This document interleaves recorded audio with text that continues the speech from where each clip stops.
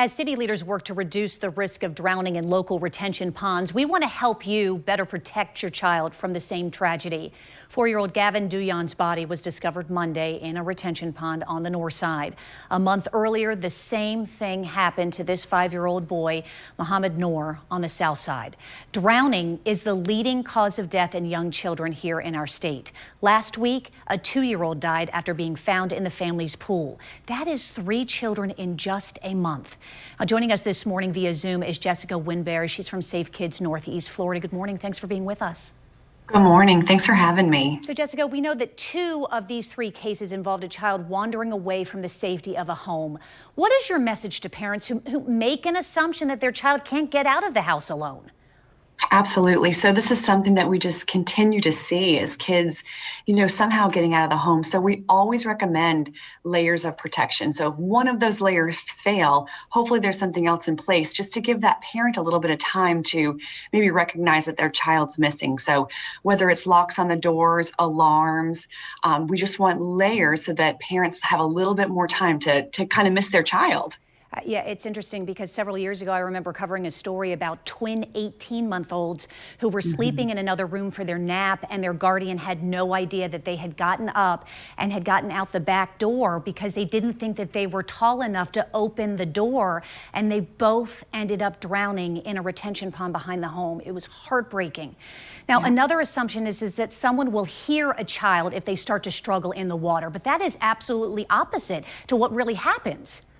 It really is. And so I think a lot of times parents and caregivers think that there's going to be this kind of thrashing around. Kids are going to be able to call for help. But what typically happens is a child slips underneath the water. And at that point, you really can't make any noise. And oftentimes kids are playing around in a pool. It looks like a child may be playing when they're actually in trouble in the water and, starting to drown. So we always want to make sure that we've got somebody that is supervising kids when we know that we're swimming.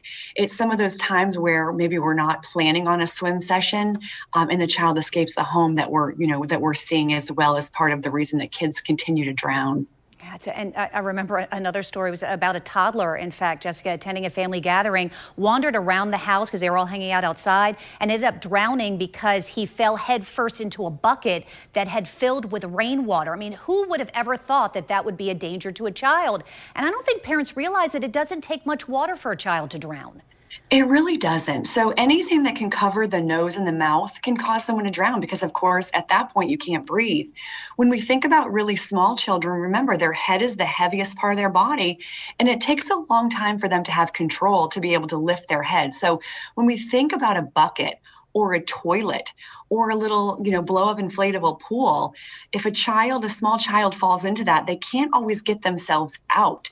So we want to remember that any type of water, even if a parent kind of knows, why would my child want to get into a bucket of water or, swim in a retention pond? For us as adults, this is something that we kind of think of that we would want to stay away from. But young children don't understand those dangers. So we as caregivers and people that are supervising children really need to have so much extra precaution anytime we have water around.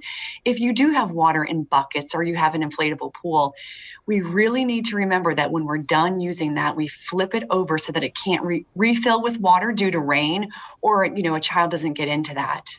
And I think it's important too, Jessica, as we wrap up here, to remind parents is that kids are just drawn to water. They look at it as just something that's intriguing to them, even though we look at it as being a danger to our children. These kids just don't realize it. Jessica, thanks for your time this morning. We appreciate this important life-saving message for our parents who are watching. Thanks so much.